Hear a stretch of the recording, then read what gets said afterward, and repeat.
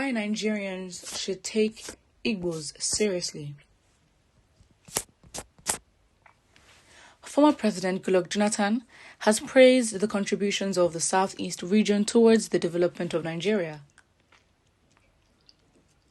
The former president, who was addressing the public yesterday at an event that was organized in honor of Emmanuel Iwanyamu, a former member of the PDP Board of Trustees, for his 80th birthday celebration, said it is time for Igbos to be taken seriously. According to Jonathan, the Igbos cannot be discarded due to their historical background and the impact they made for the country. He mentioned several areas including trade and investments which Igbos contributed in development of the country. Igbos hold important place in the history of Nigeria. They make enormous contributions to our country and mainly through trade and investment. They are known to be excellent industrialists. They are entrepreneurs and they are scholars. I remember when we were in primary school, if you're good in mathematics, your mates will be calling you Chigobi. So what does this do for Igbos? I'm so confused. What he's literally said are stereotypes, which, to be honest, where you can say when a majority of the people attribute themselves to one characteristic, okay, fine. Great. But what you've said has literally made no difference. I'm like, is he telling us something new about the Igbos? Is this something that a lot of people don't know as Nigerians? I guess his point is they should be taken seriously in the fact that if we're gonna talk about the rotational presidency and all that, equality or the fairness and unity of the country, well then, okay, fine, makes sense. But really, obviously, he was at an event and so they've just gotten a short example of what he said. And so we can't say, okay, fine, we can say this is very much lacking a lot of context, but we weren't there, and so this is what is given. Doesn't mean we should have to take it like that. But this again doesn't really say anything about the Igbos or where they stand or where he even stands when it comes to, the whole political race. Yes, he is part of the PDP, so we can assume, okay, fine, PDP. But what else do you want to say? I really don't know. Sir, what of the agitations of separation in the hearts of Igbos since 1967 to date? Exactly. And the thing is, you have to understand, Igbos are winning. And because of their contributions to the country's development when it comes to trade and, being industrialist, the fact is, they've just been exploited since the beginning. So really, you can't say the country has not shown appreciation to that Southeast region. No way. If you're saying that they've made such an impact, in fact, what the government has shown, rather than thanks, and actually, taking them as important members of society, what they've done is to treat them otherwise.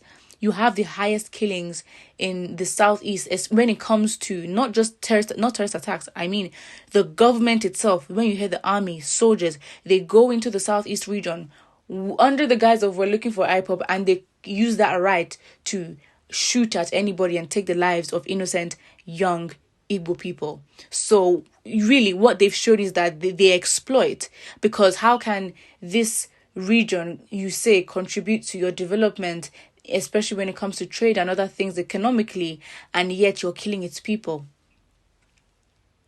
Because really, if you really appreciate them, then you would take care of their needs, as you should every other region in the country. And that's how the second Niger bridge, I mean, can you even imagine the audacity that the government has to believe that they're doing Igbos a favor? Listen, it's a 1.3 kilometer bridge, and the budget set for that was just enormous. Excuse me, and to think that Nigerians would have it to be told, so Nigerians would have to, or those in the Southeast would have to pay to use this bridge. So if you're really showing appreciation, you should understand that you investing in the Southeast with bridge, with infrastructure, all that should be it should be that thing anyways. But you show that you don't value them. In fact, you exploit them, because despite the fact that you can recognize they are impactful to your economy and its development, you treat them like the worst. In fact, they have never even been at the position of power and having, the presidential seat when you have gone round to each region of the country. The last remaining is the Southeast, and it seems to be generating problems. So we're not gonna buy this cow dung, really, what it is, of the country valuing Igbos and why Nigerians should take Igbos seriously. Excuse me, you're phrasing it wrong, sir. Why should Nigeria, the institution, the government, the constitution, itself, take Igbos seriously? It's not Nigerians. Nigerians understand each other. Nigerians are winning. In fact, it is the devices of the government and its media that would actually incite a lot of hate and tribalism from other tribes towards the Igbos. It is not Nigerians. So really, direct, have direction for who you're calling out. It's like Nkem was saying, if you want to talk to me direct. Stop cutting through the corners. Interesting, as someone has said. But then you're just saying, it's like, are you trying to appease the Igbos and say, by the way, you're so amazing, right? You're industrious, you're this, you're that. Even if you're good at math, you're like, oh yeah, he must be Igbo. You attribute them to being smart, being knowledgeable. Well, that is great, but you haven't really. We've gone round and we've not said anything substantial. Hit the point. Stop going around the bush. Why are you bringing up Igbos? Which party are you referring to? Are you referring to your party that you treat Igbos better? What is the point? What is the essence of you bringing up Igbos? Because I don't see it. So really, it's I don't know. I really don't know. But really, I don't see the point of him coming out to say anything.